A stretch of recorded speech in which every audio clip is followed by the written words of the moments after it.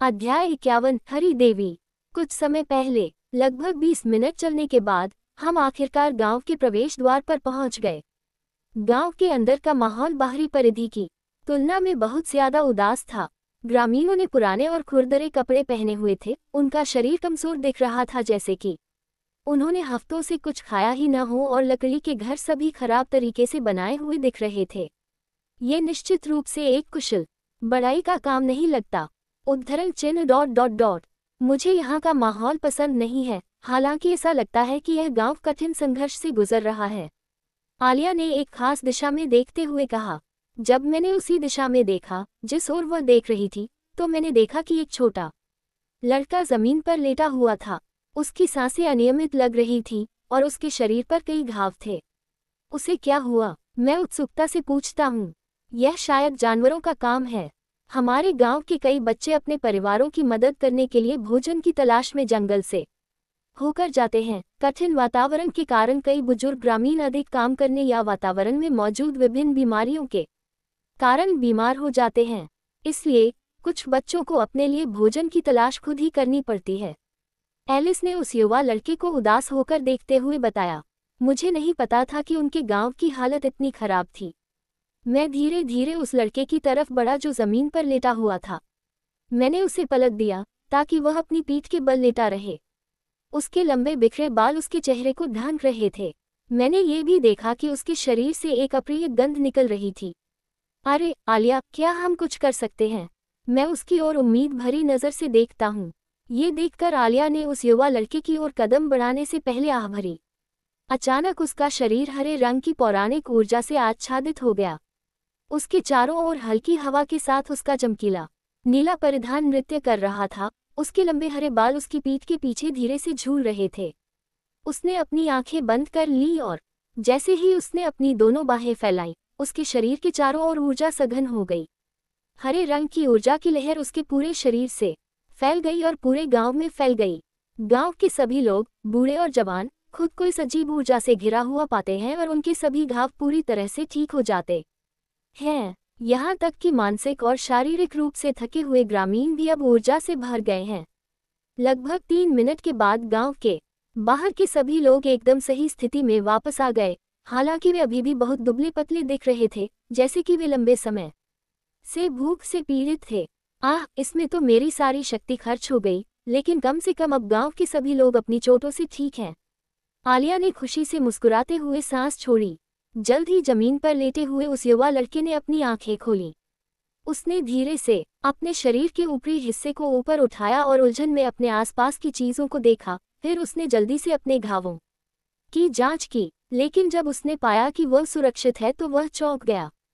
कई ग्रामीणों ने, जिन्होंने आलिया के शरीर को मंद रोशनी में लिपटा हुआ देखा था, उसे घेर लिया।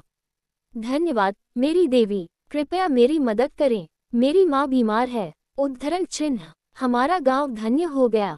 ये हरी देवी है। मैं गांव वालों को आलिया की जय जयकार करते देख मुस्कुराया। उनकी प्रशंसा सुनकर आलिया के चेहरे पर गर्व का भाव था।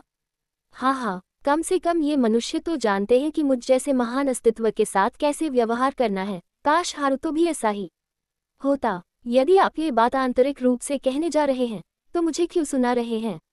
मैंने आंखें घुमाते हुए पूछा। फिर मैंने उस छोटे लड़के को, जो अभी भी जमीन पर बैठा था, एक सैंडविच दिया। लो, तुम्हें इसे खाना चाहिए।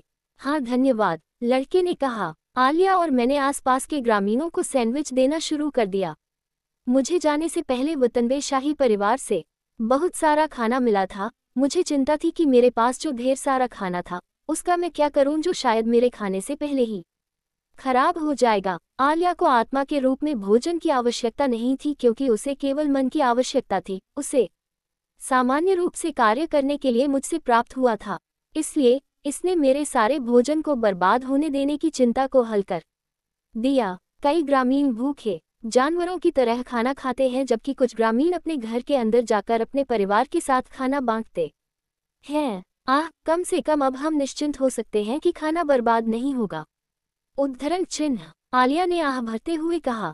हाँ, एक परेशानी तो सुलझ गई। ग्राउल। आलिया और मैं असमंजस में एक दूसरे को देखने लगे। अरे हारुतो, तुम्हें भूखा नहीं रहना चाहिए, तुम्हें खाना भी चाहिए।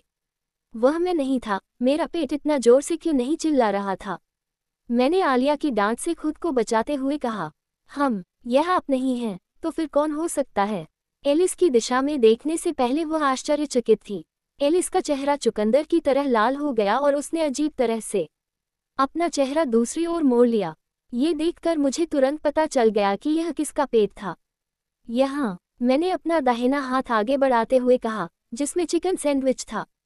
एलिस ने शर्मिंदा चेहरे के साथ सैंडविच स्वीकार कर लिया। धन्यवाद, उसने बोला। 20 मिनट तक उसे खाने के लिए देने के बाद हमने अंततः गांव की मुखिया से मिलने का निर्णय लिया। 5 मिनट चलने के बाद हम एक छोटे लकड़ी के घर के पास पहुंचे जिसमें केवल एक खिड़की थी। घर का आकार ऐसा था कि वह 3 लोगों के परिवार के लिए बिल्कुल उपयुक्त लग रहा था। क्या मुझे सिर्फ फोन करना चाहिए या दस्तक देनी चाहिए? मैंने सोचा, दरवाजा खटखटाने का निर्णय लेने से पहले, लेकिन ऐसा करने से पहले ही मैंने दरवाजा खटखटा दिया। कृपया मेरे दादाजी को और दुख मत पहुंचाओ। मुझे अंदर से एक तेज चीख सुनाई दी। आवाज के आधार पर ऐसा लग रहा था कि जैसे कोई लड़की चिल्ला रही हो। बिना सोचे समझे मैंने लकड़ी का दरवाजा खोला जो थोड़ा खुला हुआ था, और अंदर देखा। तारांकन तारांकन तारांकन। यह क्या है? कोष्टक। मैं अंदर के दृश्य को देखकर आश्चर्यचकित था। मैंने एक बूढ़े व्यक्ति को देखा जो गांव का मुखिया लग रहा था। वह जमीन पर लेटा हुआ था और पीटा हुआ लग रहा था। एक हट्टा कट्टा आदमी एक छोटी लड़की के सामने खड़ा था जो मेरी उम्र के करीब लग रही थी। कमरे के पीछे कई अन्य ग्रामीण दंडवत कर रहे थे। यहाँ क्या हो रहा है? मैंने पूरी तरह से भ्रमित होकर कहा। मैंने अपनी नज़र कमरे के कोने की ओर घुमाई और कौन है वो? मैंने धीमी आवाज में पूछा। मेरी नज़र पूरी तरह से एक अधेड़ उम्र के आदमी पर टिक गई जिसका सिर कटा शरीर कमरे के कोने में खून से लथपथ पड़ा था। एलिस ने उस आदमी को देखा और उसकी आंखें गीली हो गईं और उसकी आंखों से आंसू बहने लगे। उद्धरण चिन्ह डॉट डॉट डॉट। अच्छा ऐसा है डॉट। जब मैंने उसकी प्रतिक्रिया देखी तो मेरे चेहरे पर समझदारी का भाव उभर आया।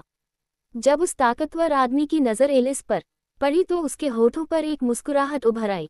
हाँ, तो तुम अंततः वापस आ गए। उद्धरण चिन्ह। वह बोला। वह एलिस की ओर चलने लगा और उसके बगल में मेरी मौजूदगी को पूरी तरह से नज़रअंदाज कर दिया। अब हम कहाँ हैं? उसने अपने हाथ उसकी ओर बढ़ाते हुए कहा। एलिस ने उस आदमी को घृणा से घूरा, ये देखकर कि उसकी मुस्कान और गहरी हो गई है। एक बार तो उसके हाथ उसकी पहुंच से बस कुछ मिलीमीटर दूर रह गए थे। धमाका। मेरा पहला तीर उसके पेट में लगा। उस आदमी का विशाल शरीर उड़कर लकड़ी के मकान से टकराकर दूर जा गिरा। अध्याय 52। हारुतो बनाम गेल भाग 1। हर कोई उस विशालकाय छेद को देखकर अचंभित था जो उस भारी भरकम आदमी ने पीछे छोड़ा था, जिसे मेरी मुक्का ने उड़ा दिया था। वह जो कुछ भी कर रहा था उसे देखकर मैं वास्तव में क्रोधित हो गया। आखिर उसे इंसानों के साथ ऐसा व्यवहार करने का अधिकार किसने दिया? मानो वे उसका मनोरंजन करने के लिए बने हों। ऐसा व्यक्ति तो गंदगी से भी बदतर है। मैं उसे तब तक पीटने का आनंद लूंगा जब तक वह माफी नहीं मांग लेता। मेरे चेहरे पर हल्की सी मुस्कान आ गई, ये सोचकर कि उसे क्या सजा मिलने वाली है। आलिया ने मेरे चेहरे पर यह भाव देखा और अपने कंधे उचकाते हुए व्यंग्यपूर्वक मुस्कुराई। अब जब वह मैल निकल चुका था तो मैं जमीन पर पड़े बूढ़े आदमी के पास गया। अपना आसन नीचे करते हुए मैंने गांव के मुखियाओं की स्थिति का जायजा लिया। कितनी भयानक चोटें! मैंने दुख से कहा। काश हम यहाँ पहले पहुँच गए होते तो शायद आपको ये सब कभी नहीं सहना पड़ता। ये सोचते हुए मैंने चुपचाप आह भरी। हारुतो, तुम्हें अपने प्रतिद्वंद्वी पर ध्यान देना चाहिए। कृपया इन लोगों का इलाज मुझ पर छोड़ दो। आलिया ने प्रसन्न स्वर में कहा। जब मैंने देखा कि मैंने अपना सिर हिलाया और फिर धीरे से उस दिशा में चल पड़ी जहां उस दुष्ट साहसी को उड़ा दिया गया था। दिलचस्प है, मैंने उसे 2 घरों से उड़ा दिया और मुझे अपनी शारीरिक शक्ति बढ़ाने की भी आवश्यकता नहीं पड़ी। केवल अपनी शारीरिक क्षमता को बढ़ाने के लिए मन का उपयोग करना ही अधिकांश खतरों पर काबू पाने के लिए पर्याप्त है। मैंने सोचा। अपनी उंगली होठों पर रखते हुए मेरी निगाहें मलबे के पहाड़ के ऊपर लेटे हुए उस भारी भरकम आदमी पर टिकी थी। ओह, मैंने बहुत तोड़फोड़ की है। ऐसा लगता है जब ये सब हो जाएगा तो मैं उस घर के मालिक से माफी जरूर मांगूंगा। धमाका। जब वह भारी भरकम आदमी अचानक से उठ खड़ा हुआ तो लकड़ियों के ढेर चारों तरफ उड़ गए। ये देखकर कि उसके शरीर को इतनी क्षति पहुंचने के बाद भी वह ऊर्जा से भरा हुआ था, मैं थोड़ा हैरान हुआ। ओह, दिलचस्प बात है, एक भी खरोंच नहीं, तुम्हारा शरीर वाकई बहुत मजबूत होगा। मैंने ईमानदारी से उसके शरीर की मजबूती की प्रशंसा करते हुए कहा, हालांकि मेरे शब्द सुनकर उसके चेहरे पर शर्म की झलक आ गई। क्या मैंने कुछ बुरा कहा? मैं उलझन में पड़ गया। मैं पूछने ही वाला था कि तभी उस भारी भरकम आदमी ने मंत्रोच्चार से पहले अपने हाथों से एक अजीब सी हरकत की। पृथ्वी की मां, मेरे लक्ष्य को नष्ट कर दो, पृथ्वी को कुचल दो। उस भारी भरकम आदमी ने अपने दाहिने पैर को जोर से जमीन पर पटका, जिससे उसके खड़े होने की जगह पर एक बड़ा गड्ढा बन गया। उसके पैरों की लहरें लगातार जारी रहीं और असंभव गति से मेरी ओर आती रहीं। लहरों को करीब आते देख मैं 15 फीट की दूरी पर हवा में उछल गया। मेरे कोट की वजह से हवा का दबाव बाधा नहीं बन रहा था। बूम बूम बूम बूम, जमीन टूट गई और कई लकड़ी के घर जमीन में फैली भयंकर लहर की वजह से पूरी तरह से नष्ट हो गए। शाम का एक बादल उठ गया, जिसने उस भारी भरकम आदमी के चारों ओर एक घेरा बना दिया। धूल के जम जाने के बाद जो कुछ बचता है वह 30 त्रिज्या व्यास का एक विशाल गड्ढा होता है। हालांकि जब उस भारी भरकम आदमी की नज़र मुझसे मिली तो उसने अपनी नाक सिकोड़ ली। उसके चेहरे पर झुंझलाहट का भाव था। छी, इसमें इतना सारा मन खर्च हो गया और फिर भी मेरा मंत्र काम ही नहीं कर पाया। वह चिल्लाया, तभी मेरे पैर जमीन पर जोर से पड़े। वह कोई जादू था, मैंने सोचा। मैं निश्चित रूप से उसे कम नहीं आंक सकता। फिर मैंने धीरे से अपनी कमर पर लटकी तलवार को उठाया। मैंने तलवार को म्यान से बाहर निकाला। चांदी की ब्लेड की सपाट सतह पर परावर्तित सूर्य की रोशनी से चमक रही थी। लगभग 7 फीट की दूरी से मैंने अपनी तलवार के साथ एक रुख अपनाया। तो आप तलवार की लड़ाई चाहते हैं, है ना? उद्धरण चिन्ह। ऐसा कहते हुए उसका दाहिना हाथ उसकी पीठ के पीछे गया और उसने अपनी पीठ पर लटकी हुई म्यान से एक चौड़ा ब्लेड निकाला। धमाका! जैसे ही उसकी तलवार की नोक जमीन में घुसी, धरती फट गई। अरे, शुरू करने से पहले क्या मैं तुम्हारा नाम पूछ सकता हूँ, दोस्त? भारी भरकम आदमी जानलेवा चेहरे के साथ पूछता है। वह मेरा नाम जानना चाहता है। क्या मैं पूछ सकता हूँ कि आप क्यों जानना चाहते हैं? अगर आप मुझे जवाब देंगे तो शायद मैं इस पर विचार करूं। मैंने शांत भाव से कहा। मेरी बात सुनकर उसकी भौहें थोड़ी सिकुड़ गई। छी, एक बदमाश के लिए ऐसा लगता है कि तुम वास्तव में घमंडी हो, है न? मैं तुम्हारा नाम इसलिए पूछ रहा हूँ क्योंकि मैं कम से कम उस लड़के का नाम तो जानना चाहता हूँ जिसे मैं मारने वाला हूँ। शायद मैं तुम्हारे माता पिता को तुम्हारा नाम लिखा हुआ एक कार्ड भेज दूं। उसने जवाब दिया। उसके चेहरे पर एक मुस्कुराहट उभर आई, जैसे मैं उन बचकानी तानों में फंस जाऊंगा। मैं हारुतो सातो हूँ। क्या मैं आपसे भी यही पूछ सकता हूँ?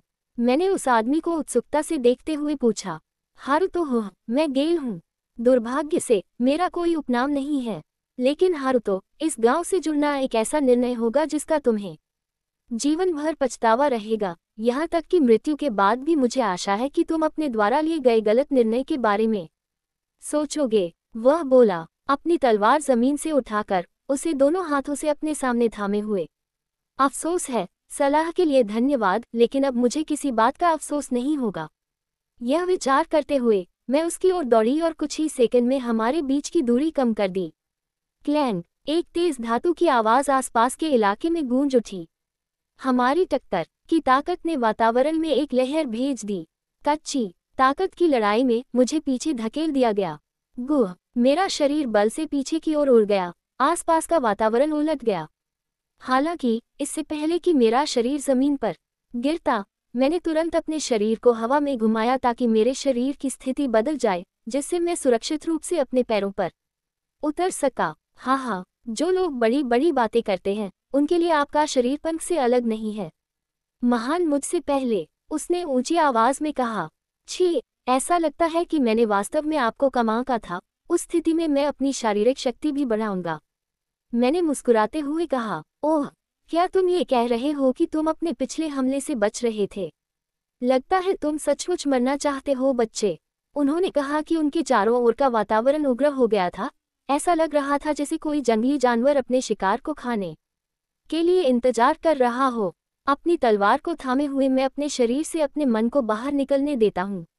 न केवल मेरे शरीर के साथ बल्कि मेरी तलवार के साथ मिलकर मन उसे और भी मजबूत बनाता है। हाँ, मैं फिर एक बार उसकी ओर दौड़ा। तलवारों की टकराने की आवाज़ चारों ओर गूंज रही थी। हालांकि पहले की तरह मेरा शरीर मेरे मन से मजबूत नहीं हुआ था। अब मैं आसानी से उसकी ताकत से बराबरी से भिड़ सकता था। मैंने अपनी तलवार को सीधा नीचे की ओर घुमाया और उसकी छाती काटने की कोशिश की। हालांकि उसने अपनी प्रतिक्रिया समय पर सही तरीके से मेरी तलवार को अपने ब्लेड के सपाट हिस्से से आसानी से रोक दिया। फिर मैंने अपनी तलवार को क्षैतिज रूप से घुमाते हुए अपना शरीर घुमाया। झनकार, उसने अपनी तलवार दोनों ओर से पकड़कर मेरी तलवार रोक ली। हे, बुरा नहीं है बच्चे, लेकिन मेरा सामना करने से पहले तुम्हारी तलवारबाजी को अभी भी निखारने की जरूरत है। उसने अपनी तलवार को क्षैतिज रूप से घुमाते हुए कहा, मेरे पेट पर वार करते हुए। अपनी ओर आती तलवार को रोकने के लिए समय पर प्रतिक्रिया न कर पाने के कारण मैं तेजी से अपने कोट के किनारे को पकड़ लेता हूं और उसे ढाल के रूप में प्रयोग करता हूं। गेल की तलवार मेरे कोट से ऐसे टकराती है जैसे पत्थर रबर से टकराता है। मैं अभी भी जीवित हूं। मैंने हैरानी से सोचा। दिल में राहत महसूस हुई, लेकिन मेरे दिमाग को यह समझने में परेशानी हो रही है कि मैं उस वार से कैसे बच गया। ओह, क्या आलिया ने नहीं बताया कि इस कोट में बहुत ज्यादा रक्षात्मक क्षमता है? हाँ, उसने कहा था कि इसमें जादू के प्रति एक निश्चित मात्रा में प्रतिरोध है। मुझे नहीं पता था कि यह इतना लचीला भी है। मुझे लगा कि मेरा मुंह ऊपर की ओर मुस्कुराहट का आकार ले रहा है। धन्यवाद आलिया, तुमने सचमुच मुझे बचा लिया, मैंने प्रसन्न स्वर में कहा। आपका ओवरकोट बहुत दिलचस्प है, गेल ने जिज्ञासा से मेरे कोट को देखते हुए कहा। ये सोचना बहुत दिलचस्प है कि यह मेरी तलवार के हमले को सहन करने में सक्षम था, उसने कहा। उसके चेहरे पर हल्की सी मुस्कान आ गई। अब तो ऐसा लगता है कि मैं भी तुम्हें कम नहीं आंक सकता। उस स्थिति में मैं अपने अगले हमले में तुम्हें मार डालूंगा, उसने अपनी तलवार को आगे बढ़ाते हुए कहा। जमीन में कंपन होने लगा। उसके ब्लेड के चारों ओर कई छोटे छोटे पत्थर जमा होने लगे। जब पत्थर खत्म हो गए तो उसका ब्लेड 20 सेमी की ऊंचाई तक बढ़ गया। अध्याय 53 हारुतो बनाम गेल भाग 2। योजक चिन्ह। धमाका धमाका, पत्थर की जमीन पर गिरने की आवाज साफ सुनाई दे रही थी। गेल की तलवार की धार से जुड़े पत्थर अपना रूप बदलने लगे। कोना नुकीला हो गया, नोक नुकीली हो गई। गेल ने अपनी तलवार को दोनों हाथों से ऊपर की ओर थाम रखा था। उसकी तलवार की ऊंचाई ने मेरे सामने एक लंबी छाया बना दी। धरती के हिलने की चटचटाहट की आवाज सुनाई दी। हे, अच्छा बच्चे, तुम्हें सम्मानित महसूस होना चाहिए कि मुझे इस तकनीक का उपयोग तुम्हारे जैसे कमजोर व्यक्ति पर करना पड़ा। मुझे देखना है कि क्या तुम्हारे कोट में अभी भी यह सहन करने की क्षमता है। वह अपनी तलवार को क्षैतिज दिशा में घुमाते हुए चिल्लाया। मेरे सामने आसन खतरे को भांपते हुए मैं भाग गया, उसकी लंबी तलवार की सीमा से बाहर भाग गया। जैसे ही तलवार मेरे शरीर से सिर्फ कुछ इंच की दूरी पर रह गई, मैं तुरंत नीचे झुक गया। स्वश 20 सेमी लंबी तलवार ने कई लकड़ी के घरों को काट डाला जो पहले हुए हमले के बाद भी संपर्क में थे। बूम बूम बूम, प्रत्येक घर के खंभे टूट गए और छतें भर कर नीचे गिर गईं। माँ, मैंने जल्दी से अपना सिर दूर खड़े एक छोटे बच्चे की ओर घुमाया। छत को सहारा देने वाली नींव ढहने वाली थी और अपने साथ छत को भी ले जाने वाली थी। ओरी लाउडिस, मैंने तुरंत अपनी शारीरिक शक्ति का उपयोग किया और तेजी से उस छोटे बच्चे की ओर दौड़ा। धमाका, आखिरी क्षण में मैं बच्चे को पकड़ने में सफल रही, लेकिन छत को थामे खंभे दबाव को झेल नहीं पाए। पत्थर की जमीन पर गिरने की जोरदार आवाज मेरे कानों में गूंजी। धिक्कार है, इस गति से तो हम दोनों ही कुचले जाएंगे। छी, धरती माता मुझे सभी खतरों से बचाती है। धरती की दीवार। उद्धरण चिन्ह। एक जादुई घेरा बन गया। जमीन ऊपर उठने लगी। 2 ईंट की दीवारें ऊपर की ओर उठी, अपनी मजबूती से छत को सहारा दे रही थी। छत जो गिरने के कगार पर थी, उसे रोक दिया गया। सौभाग्य से कुछ भी बुरा नहीं हुआ। मेरा मैना तेजी से खत्म हो रहा था। यह अच्छी बात थी कि मेरे पास बड़ी मात्रा में मैना है, अन्यथा मैं छत को गिरने से नहीं रोक पाता। मैंने नींव को यथासंभव मजबूत बनाने में काफी मैना खर्च कर दिया था। इसके साथ ही मैं अंततः राहत की सांस ले सका।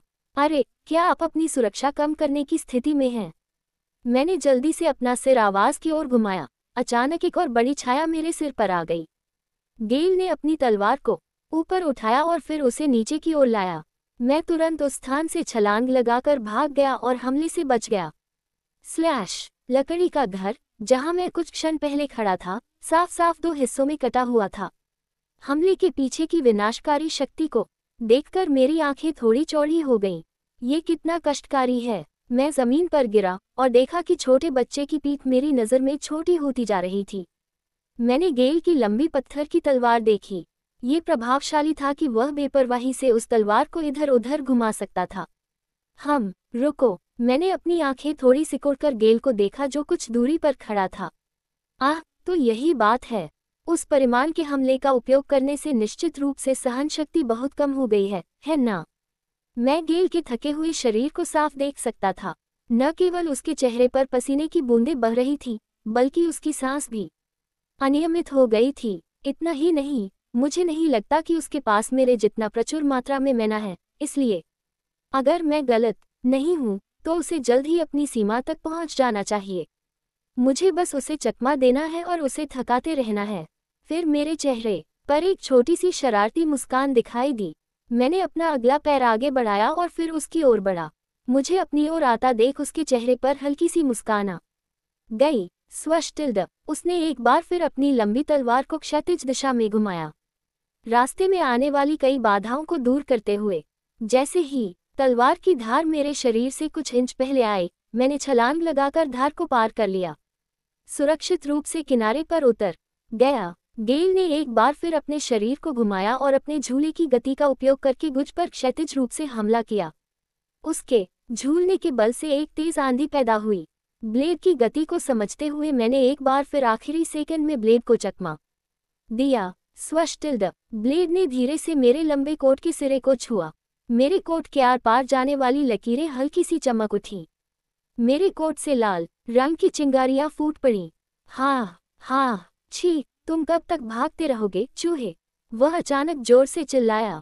उसकी लंबी पत्थर की तलवार पहले से ही टूटकर बिखर रही थी।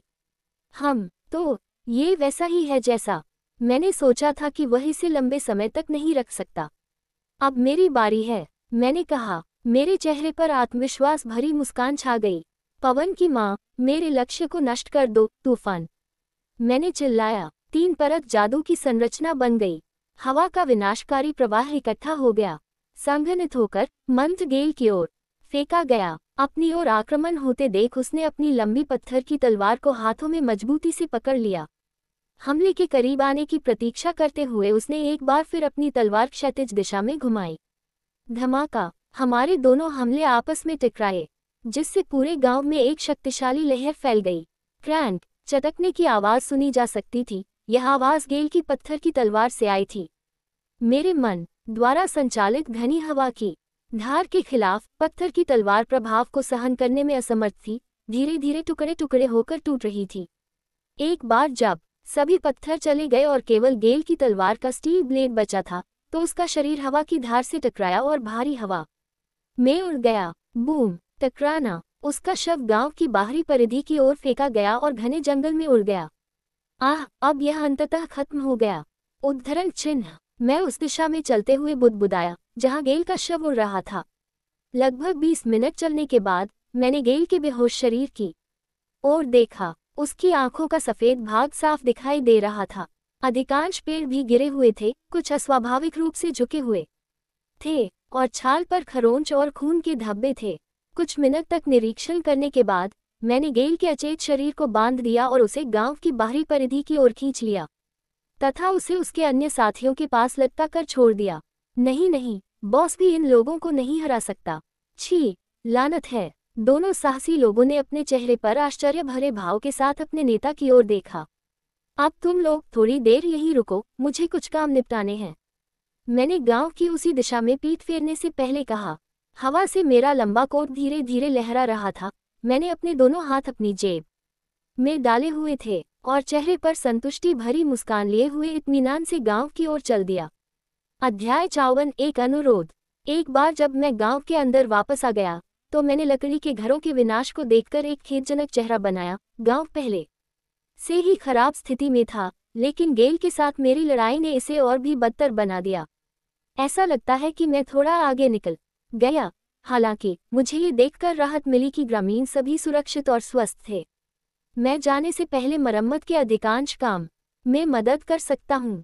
बहुत से ग्रामीण धीरे धीरे मेरी ओर बढ़े। उनमें से एक महिला जो 20 साल की लग रही थी ने अपना सिर मेरे सामने झुकाया। मैं उलझन में उस महिला की ओर देखने लगा। वह मुझे क्यों प्रणाम कर रही थी? मैं हैरान था। महिला के लंबे भूरे बाल थे जो उसकी कमर तक पहुंच रहे थे। उसकी आंखों में परिपक्वता का भाव था। मेरे बच्चे की सुरक्षा के लिए धन्यवाद। उद्धरण चिन्ह। महिला ने गहरी कृतज्ञता व्यक्त करते हुए कहा। ये सुनकर मेरे चेहरे पर एक खालीपन सा आ गया, लेकिन तभी मेरी नज़र उसकी पीठ के पीछे छिपे एक छोटे लड़के पर पड़ी। ओह, वह पुराना बच्चा। मैं अंततः मुस्कुराया और समझा कि वह महिला मुझे धन्यवाद क्यों दे रही थी। मैंने सोचा था कि उनके गांव को पहले से भी अधिक नष्ट करने के लिए मेरा उपहास किया जाएगा। ये कुछ भी नहीं था, इसलिए इसके बारे में चिंता मत करो। उद्धरण चिन्ह। मैंने हल्की मुस्कान के साथ उत्तर दिया। जब मेरी नज़र आसमान पर पड़ी तो मैंने देखा कि वह नारंगी रंग से रंगा हुआ था, क्योंकि पूर्वी आसमान में सूर्यास्त देखा जा सकता था। दिन के खत्म होने का संकेत। मैं शांति से गांव के मुखिया के घर की ओर चला गया। पूरे घर के चारों ओर एक हरे रंग की पारदर्शी दीवार थी। आलिया ने इसे इसलिए लगाया होगा कि कहीं घर पहले की लड़ाई में न फंस जाए। अरे आलिया, क्या तुम मुझे अंदर आने दोगी? मैं घर के प्रवेश द्वार के सामने खड़ा होकर चिल्लाया। घर के चारों ओर की बाधाएं पूरी तरह से हटा दी गईं। फिर मैं शांति से अंदर चला गया। मेरा स्वागत आभार, जिज्ञासा और प्रशंसा से भरी आंखों से हुआ। ये माहौल क्या है? ये तो बाहर से भी बदतर है। मैंने आह भरते हुए सोचा। फुफुफू, क्या हुआ? हीरो, क्या तुम अपने स्वागत से संतुष्ट नहीं हो? आलिया ने कहा कि उसके सुव्यवस्थित चेहरे पर एक शरारती मुस्कान खिल गई। उसका चेहरा गर्व से भर गया। हालांकि उसके शब्द सुनते ही मेरा माथा ठनका। हीरो, मुझे कब से इस पद पर पदोन्नत किया गया? मैंने उसके शब्द के पीछे के निहितार्थ को अनदेखा करते हुए आह भरी और इसके बजाय मैंने अपना सिर गांव के मुखिया की ओर घुमाया, जो शायद होश में आ गया था। दोनों ओर से दो बच्चे उसे गले लगा रहे थे। नारंगी रंग के बालों वाली छोटी लड़की बूढ़े की आस्तीन पकड़े हुए थी और उसकी आंखों में आंसू भरे हुए थे। उन्हें ऐसी हालत में देखकर मैं झिझक रही थी कि उनके पास जाऊं या नहीं। आलिया बूढ़ा आदमी है, ठीक है। मुझे याद है कि उसे गंभीर चोटें लगी थीं। मैंने आलिया की ओर घुरकर पूछा। वह बिल्कुल ठीक है। उसकी कुछ हड्डियों और अंगों को गंभीर क्षति पहुंची थी, लेकिन मैं उन्हें ठीक करने में सक्षम था। हालांकि उसे पूरी तरह से ठीक होने में अभी भी कुछ मिनट लगेंगे। हालांकि जब से हम यहाँ आए हैं, पूरे गांव को ठीक करने के बाद मेरा मान पूरी तरह से खत्म हो गया है। आलिया ने भौहें सिकोड़ते हुए समझाया। मैं समझ गया। ठीक है, फिर ठीक है। जब हम सो जाएंगे तो तुम बाद में मुझसे मैना वापस ले सकते हो। मैंने आह भरते हुए कहा। तो आप क्या सोचते हैं हारुतो? आपके चेहरे पर दिख रही थकावट को देखकर लगता है कि आपकी लड़ाई आसान नहीं थी। उद्धरण चिन्ह। आलिया ने मेरी शक्ल को ध्यान से देखते हुए कहा। मैं जवाब में सिर्फ अपने कंधे उचका सकता था। शायद मुझे एडवेंचर गिल्ड को इसकी रिपोर्ट करनी चाहिए। भले ही गिल्ड एडवेंचर गिल्ड के बाहर जो कुछ भी करते हैं उसके लिए जिम्मेदार नहीं है। मेरी राय में वे अभी भी अपने कार्यों के लिए दोषी हैं। युवक, हमें बचाने के लिए मुझे तुम्हारा धन्यवाद करना चाहिए। उद्धरण चिन्ह। मैंने अपना सिर गांव के मुखिया की ओर घुमाया। जब उसने मुझे संबोधित करते हुए सुना, वह थोड़ा दर्द भरा भाव दिखाते हुए खड़ा हो गया, जिससे पता चल रहा था कि उसकी चोटें पूरी तरह से ठीक नहीं हुई हैं। अरे, इतने अचानक खड़े मत हो जाओ। तुम्हारी चोटें अभी पूरी तरह से ठीक नहीं हुई हैं। तुम्हें चलने फिरने में अभी भी कम से कम 5 मिनट लगेंगे। आलिया ने कहा। कोई बात नहीं, बस मेरी तरफ से थोड़ा दर्द है। ये कुछ समय में ठीक हो जाएगा। वैसे भी इस गांव के मुखिया के तौर पर मेरे लिए यह अस्वीकार्य है कि मैं उस नायक का शुक्रिया अदा न करूं जिसने मेरे गांव को बचाया। उसने मुस्कुराते हुए कहा। मेरे दादाजी को बचाने के लिए धन्यवाद, नारंगी रंग के बालों वाली एक लड़की ने डरपोक आवाज में कहा। ये कुछ भी नहीं था, मैंने कुछ अजीब तरीके से कहा। उसने मुझे बहुत करीब से देखा। मैंने उसकी आंखों में देखा जो आंसुओं से थोड़ी लाल होने के बावजूद कोमलता से भरी हुई थी। मेरे चेहरे पर गहरी लाली छा गई। घूरना, खांसी, खांसी। आलिया की तरफ से एक तीखी नजर आई। खैर, अब आप अपने गांव के बारे में क्या करेंगे? मैंने उत्सुकता से पूछा तथा कुशलतापूर्वक विषय बदल दिया। मैं अपने गांव का पुनर्निर्माण करना चाहता हूं जो बुरी तरह से नष्ट हो गया है। लेकिन हमारी सबसे बड़ी समस्या भोजन की कमी है। ये बहुत अच्छा होगा यदि हम आसपास के राज्यों की ओर यात्रा कर सके, लेकिन जंगल खतरनाक जानवरों से भरा हुआ है और राक्षस खतरे से लेकर आपदा तक की श्रेणी में आते हैं। हमारे लिए वहां से निकल पाना असंभव है। और सबसे खतरनाक राक्षस पहाड़ पर रहने वाला 9 पूंछ वाला लोमड़ी है। गांव के मुखिया ने जटिल भाव से समझाया। वह 9 पूंछ वाला लोमड़ी राक्षस वास्तव में एक मजबूत जानवर की तरह लगता है। अब मैं इसके बारे में और भी अधिक उत्सुक हूँ। बोलने से पहले मैंने गहरी सांस छोड़ी। क्या आप मुझे 9 पूंछ वाली लोमड़ी की क्षमताओं के बारे में अधिक बता सकते हैं? मैंने इस जानकारी के बारे में पूरी उत्सुकता से पूछताछ की। 2 जोड़ी गहरी हरी आंखें मुझे उत्सुकता से देख रही थीं। हालांकि मैंने इसे अनदेखा करना चुना। 9 पूंछ वाले लोमड़ी जानवर के बारे में जो लोग भाग्यशाली थे और केवल अपनी भुजाएं खोकर बच गए थे, उन्होंने बताया कि इसमें बर्फ और बिजली को पूरी तरह से नियंत्रित करने की शक्ति है। गांव के मुखिया ने जानकारी दी। बर्फ और बिजली, एक कठिन प्रतिद्वंद्वी की तरह लग रहा है। उद्धरण चिन्ह। मैंने बुदबुदाया। मैं अपनी अग्नि जादू से इसकी बर्फ का मुकाबला कर सकता हूँ और मैं इसकी बिजली से बचाव के लिए पृथ्वी का उपयोग कर सकता हूँ। साथ ही जब भी मुझे इसकी आवश्यकता होती है, मेरे पास हमेशा बैकअप के रूप में अलया होती है। तो शायद, बस शायद एक मौका है कि मैं जीत सकता हूँ। जब मैं ऐसी बातें सोच रहा था तो गांव के मुखिया ने चुपचाप अपना हाथ उठाया। हाँ, मैं उस युवा स्वामी से मदद की गुहार लगाना चाहता हूँ जिसने हमारे गांव को बचाया। मुझे पता है कि यह बहुत ज्यादा मांग है, लेकिन क्या आप हमें हमारे गांव के नजदीकी शहर तक ले जाएंगे? उसने सिर नीचे करके पूछा। विनती करते हुए उसके बगल में बैठे दोनों बच्चों ने भी सिर नीचे कर लिया। उसके बाद बाकी गांव वालों ने भी सिर नीचे कर लिया। ये देखकर आलिया ने गहरी सांस ली और फिर अपनी नज़र मेरी तरफ घुमाई। कुछ क्षण सोचने के बाद मैंने अपना मुंह खोला। इससे हमें क्या लाभ हो सकता था? निवेदन है, यदि आप हमें हमारी सेवा के लायक कुछ दे सकें तो मैं उसे स्वीकार करूंगा, मैंने शांति से कहा। हालांकि मैं बदले में कुछ भी हासिल किए बिना उनकी मदद करना चाहता हूं, लेकिन मुझे पता है कि यह पूरी तरह से मूर्खतापूर्ण होगा। अगर लोग मेरी दयालुता का फायदा उठाने की कोशिश करेंगे तो ये बुरा होगा। मेरी बातें सुनकर गांव के मुखिया ने अपने खुरदुरे कपड़े से एक छोटा सा गोला निकाला।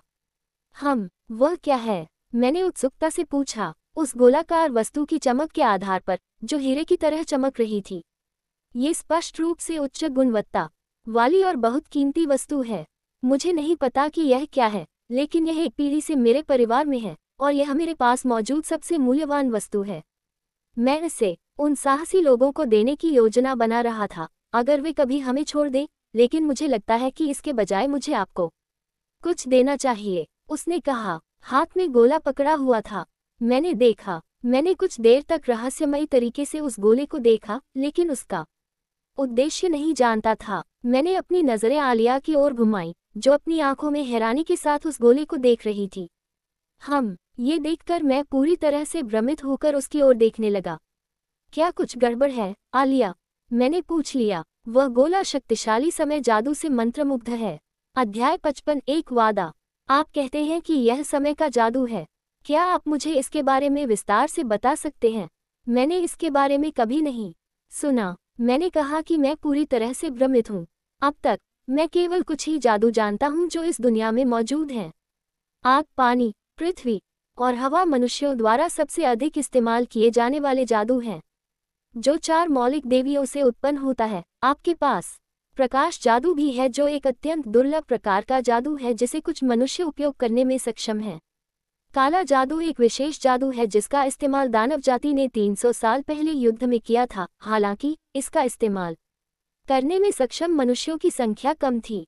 मुझे हाल ही में अंतरिक्ष जादू के अस्तित्व के बारे में बताया गया था, जो मुझे घर लौटने में मदद करने की क्षमता रखता है, लेकिन ये सामान्य रूप से इस्तेमाल की जाने वाली चीज़ नहीं थी। कम से कम यह ऐसी चीज़ नहीं है जिसे आप कभी भी मनुष्यों को सामान्य रूप से इस्तेमाल करते हुए देखेंगे।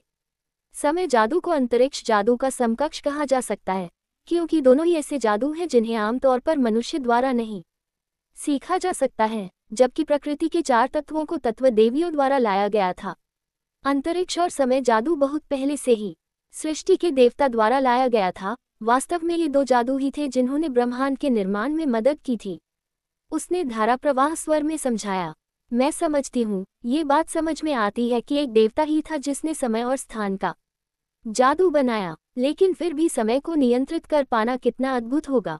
अगर संभव हो तो मैं इसे आजमाना चाहूंगी। लेकिन क्या कोई इंसान भी इस तरह का जादू इस्तेमाल कर सकता है? जब मैं ऐसे विचारों पर विचार कर रही थी, तब आलिया ने गोला स्वीकार कर लिया। हम आपका अनुरोध स्वीकार करते हैं। उद्धरण चिन्ह। उसने संतुष्ट मुस्कान दिखाते हुए कहा, क्या आपको यकीन है? मैं उत्सुकता से उसकी ओर देख रहा था और उसके इरादे का अनुमान लगाने की कोशिश कर रहा था। अरे, क्या मेरे लिए समय गोले के माध्यम से समय जादू सीखना संभव है? मुझे यकीन नहीं है, लेकिन मुझे लगता है कि यह आपके लिए आगे बढ़ने में उपयोगी होगा। जब हम यात्रा करेंगे, तो मैं इस ओब को थोड़ा और समझने के लिए कुछ जांच पड़ताल करूंगा, क्योंकि यह स्पष्ट रूप से ऐसी चीज नहीं है जिसे किसी इंसान के हाथों से बनाया गया हो। आलिया के मुंह से ये शब्द सुनकर मैं सोच में पड़ गया। ये तो किसी इंसान ने नहीं बनाया था, इसे कौन बना सकता है? मेरी उत्सुकता बढ़ गई। मैंने अपना ध्यान वापस गांव के मुखिया की ओर लगाया। क्या आप मुझे बता सकते हैं कि आपको ये गोला कहाँ से मिला? मैंने उत्सुकता से पूछा। यह मुझे इस गांव के पिछले मुखिया ने दिया था। दुर्भाग्य से मेरे पिता को ये गोला कहाँ से मिला, यह मुझे नहीं पता। अब तक मुझे इसका उद्देश्य नहीं पता था, इसलिए मैंने इसे अपने घर की सजावट के लिए रखा था। प्रमुख ने समझाया। मैं समझ गया, शायद पिछले मुखिया को भी समय के गोले का इस्तेमाल नहीं पता था, या फिर उसने इसे सिर्फ एक आभूषण समझा था। मैंने अपना मुंह खोलने से पहले समझदारी का भाव दिखाया, हालांकि इससे पहले कि मैं गांव के मुखिया को धन्यवाद दे पाता। उद्धरण चिन्ह डॉट डॉट डॉट डॉट। धन्यवाद। अब क्या आप मुझे बता सकते हैं कि 9 पूंछ वाला जानवर कहाँ स्थित है? उद्धरण चिन्ह। आलिया ने पूछा। मैंने उसकी गंशा समझने के लिए उत्सुकता से उसकी ओर देखा, जैसे कि वह मेरे विचार को आसानी से समझ सकती थी। पूछने से पहले वह धीरे से मुस्कुराई। हर तो तुम 9 पूंछ वाले जानवर को खत्म करना चाहते हो, है ना? उसने अचानक पूछा। हम? वह कैसे? आप जानना चाहते हैं कि मुझे इसके बारे में कैसे पता चला?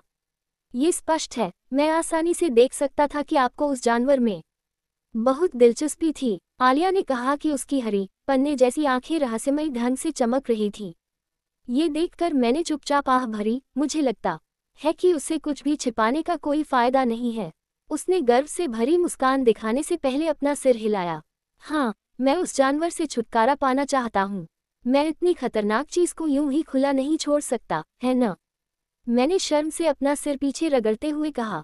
उस स्थिति में, प्रमुख, क्या ये संतोषजनक होगा यदि हम उस जानवर को मार डालें जो आपके लिए इतनी परेशानी का कारण बन रहा है, जो आपके द्वारा हमें दिए गए ओब को स्वीकार करने के मुआवजे के रूप में है?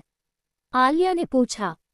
मैं समझती हूँ, वह शायद नहीं चाहती थी कि हम अल्बानियाई साम्राज्य की ओर अपनी यात्रा में आगे और रुके, इसलिए वह इस ओब की भरपाई करने के तरीके के रूप में इसका उपयोग करना चाहती थी। वास्तव में पूरे गांव को साथ ले जाने से निश्चित रूप से हमारी यात्रा में बाधा आएगी और हम अपने गंतव्य तक पहुंचने से और भी दूर हो जाएंगे। मैं चुपचाप चीफ की ओर देखता हूं और उनके जवाब का इंतजार करता हूं। हाँ, ये निश्चित रूप से उस गोली की भरपाई के लिए पर्याप्त इनाम होगा, मुखिया ने नम्र स्वर में उत्तर दिया। अच्छा, अब फैसला हो गया है। हम उस जानवर को मार देंगे और तुम सबको तुम्हारी बेड़ियों से मुक्त कर देंगे। आलिया ने कहा कि उसकी आवाज़ संतुष्टि से भरी हुई थी और उसके मुंह के कोनों पर एक हल्की मुस्कान उभर आई थी। इंतजार। एक तेज मधुर आवाज़ सुनाई दी। मैंने अनजाने में अपना सिर आवाज़ के मालिक की ओर घुमाया। एक खूबसूरत लड़की जो लगभग 18 साल की लग रही थी, लंबे गुलाबी रंग के बालों और गहरे गुलाबी रंग की आंखों के साथ वहां खड़ी थी। क्या कुछ गड़बड़ है, लेडी एलिस? मैंने उत्सुकता से पूछा, हालांकि मैं उसके चेहरे पर मौजूद चिंता को कुछ हद तक समझ सकता था। बेशक कुछ गड़बड़ है। वह जानवर वाकई खतरनाक है। मैं जानता हूं कि तुम और लेडी आलिया दोनों ही ताकतवर हैं, लेकिन हमारे बारे में चिंता करने की कोई जरूरत नहीं है। आप जानते हैं, हम आसानी से उस जानवर का चूरा बना देंगे, आलिया ने सहज स्वर में कहा। उसकी आंखें आत्मविश्वास से भरी हुई थीं। जैसा कि उन्होंने कहा, हमारी चिंता मत करो, मुझे विश्वास है कि हम जीत सकते हैं। मैंने मुस्कुराते हुए जवाब दिया। ऐसी स्थिति में तो मैं भी आऊंगा, उसने अपने चेहरे पर दृढ़ निश्चय के भाव के साथ कहा। कमरे के अंदर रह गए ग्रामीण एलिस को अविश्वास से देखने लगे। आलिया भी उसे खाली आंखों से देखती रही, फिर उसका चेहरा अंततः संदेह में बदल गया। अरे एलिस, क्या ये हो सकता है कि तुम वास्तव में हारुतो को अपना प्रस्ताव देने के बारे में गंभीर थी? एलिया की आवाज में ऐसा लहजा था जो सुनने वाले को आसानी से डरा सकता था। एलिया से निकलने वाले दबाव को महसूस करते हुए कई गांव वाले एक कदम पीछे हट गए, जो एलिस को ऐसे देख रही थी जैसे वह उसकी आत्मा को देख सकती हो। हाँ हरू, एलिस ने नम आंखों से मेरी मदद मांगते हुए कहा। खांसी खांसी। मैंने भी दो औरतों के बीच के मामले में दखल न देने का फैसला करते हुए एक कदम पीछे हट लिया। अंत में रोती हुई एलिस को आलिया ने कमरे से बाहर खींच लिया। उसके चारों ओर डराने वाला माहौल था। मैं मन ही मन एलिस को केवल शुभकामनाएं दे सकता था। ये बात खत्म होने के बाद मैंने एक बार फिर अपना ध्यान चीफ की ओर लगाया। हम सुबह सबसे पहले निकलना चाहेंगे, क्या आप हमें तब तक इसी गांव में रहने की अनुमति देंगे? मैंने चेहरे पर हल्की मुस्कान लाते हुए पूछा। बेशक, हालांकि हमारा गांव आपको और आपके मित्र को ठहराने के लिए उपयुक्त नहीं है, फिर भी हम ये सुनिश्चित करेंगे कि यहाँ रहने के दौरान आप दोनों के साथ अच्छा व्यवहार किया जाए। मुखिया ने सम्मानपूर्वक सिर झुकाते हुए कहा। अन्य ग्रामीणों ने भी पूरी तरह से तालमेल बिठाते हुए अपना सिर नीचे कर लिया। ये देखकर मैं खुद को अजीब तरह से हंसने से नहीं रोक सका। हमारी बातचीत देर रात तक जारी रही। अंततः हमने अपनी चर्चा समाप्त करने का निर्णय लिया। तारानकन तारानकन तारानकन, तो ये वह घर है जहां हम रह रहे थे? आलिया ने पुराने घर को देखते हुए पूछा, जो अपनी पुरानी शक्ल के बावजूद ऊंचा खड़ा था। हाँ, मुझे पता है कि यह संपूर्ण नहीं है, लेकिन हमें जो मिलेगा उसके लिए हमें आभारी होना होगा। मैंने दरवाज़ा खोलने से पहले कहा। दरवाज़ा चरमराहट की आवाज़ के साथ खुला। फिर आलिया ने दीवारों पर लटकी कलाकृतियों से जलती हुई लाइटें जला दी। हालांकि कलाकृतियां बुझने से पहले चमक उठी। आह, बेशक ये काम नहीं कर रहा है, उसने बुदबुदाते हुए कहा। अपनी हल्की नीली पोशाक से जुड़े एक क्रिस्टल को उतारने से पहले चांदी का क्रिस्टल चमक उठा और पूरे कमरे को पूरी तरह से रोशन कर दिया। रोशनी ने हमें एक छोटा कमरा दिखाया जिसमें बहुत कम फर्नीचर था। दालान के दाईं ओर के दरवाजे से जुड़ी एक छोटी सी रसोई और प्रवेश द्वार के ठीक बगल में एक बाथरूम। तुम्हें पता है, मैं हमेशा तुम्हारी पोशाक पर लगे उन पत्थरों के बारे में जानने को उत्सुक रहती थी। क्या तुम मुझे बता सकती हो कि वे क्या हैं? मैंने उत्सुकता से पूछा। इन पत्थरों को स्पिरिट स्टोन कहा जाता है। इनका उपयोग मैना को संग्रहित करने के लिए किया जाता है। ये ही एकमात्र ऐसे पत्थर हैं जो वर्तमान में मेरे पास हैं, आलिया ने बताया। उद्धरण चिन्ह ... देखा, मुझे ऐसा कुछ कब मिलेगा? हंफ, ये पत्थर अत्यंत दुर्लभ हैं। तुम्हें पता है, मानव संसार में ऐसी कोई चीज़ आसानी से नहीं मिल सकती। वे आत्मिक संसार में प्रचुर मात्रा में हैं। उद्धरण चिन्ह, उसने समझाया। आत्मा की दुनिया वास्तव में किस प्रकार का स्थान है? इसे एक आध्यात्मिक दुनिया के रूप में सोचें, जहाँ केवल आध्यात्मिक प्राणी ही प्रवेश कर सकते हैं, और यदि कोई भौतिक शरीर वाला व्यक्ति भी इसमें प्रवेश करता है तो उसके स्थान पर आध्यात्मिक शरीर ले लेगा। उन्होंने आगे बताया। मैं समझता हूँ, क्या आपको लगता है कि मैं किसी दिन वहाँ जा सकता हूँ?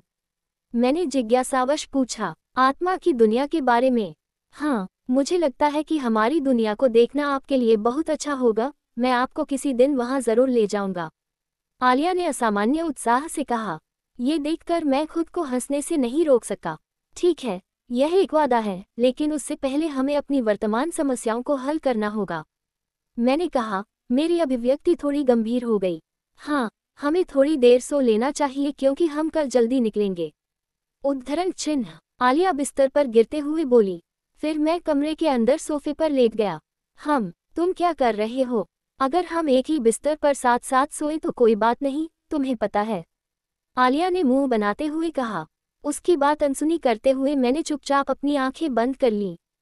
तारानकन तारानकन तारानकन, चांद से जगमगाते पहाड़ की चोटी पर एक महिला खड़ी थी जिसके लंबे बाल चांदी के थे और उसकी आंखें खून की तरह लाल थीं। महिला चांद को एकटक देखती रही। अचानक उसकी गोरी गोरी जांघें सफ़ेद चांदी के फर से ढक गईं। उसकी पुतली सीधी हो गई और उसके खूबसूरत सफ़ेद दांत नुकीले दांत बन गए। उसकी सुंदर स्त्री जैसी शक्ल जंगली जानवर जैसी हो गई। 9 लंबी पूंछों वाली एक सुंदर चांदी जैसी लोमड़ी वहां खड़ी दिखाई दे रही थी। जिस जगह वह खड़ी थी वह बर्फ में जम गई। दहाड़ उसकी चीखें आसपास के क्षेत्र में गूंजने लगी, जिससे आसपास रहने वाले कई जंगली जानवर डर गए।